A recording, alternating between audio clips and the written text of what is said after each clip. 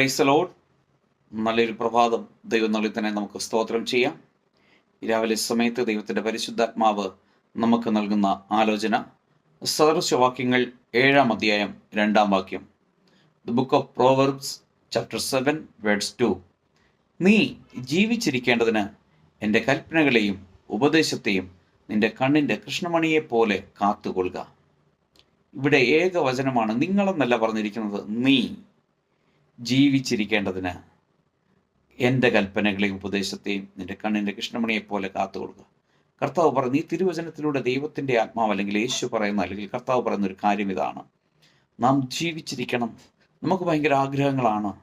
മരണം നമ്മളെ തുടരുത്, നമ്മൾ ജീവിക്കണം.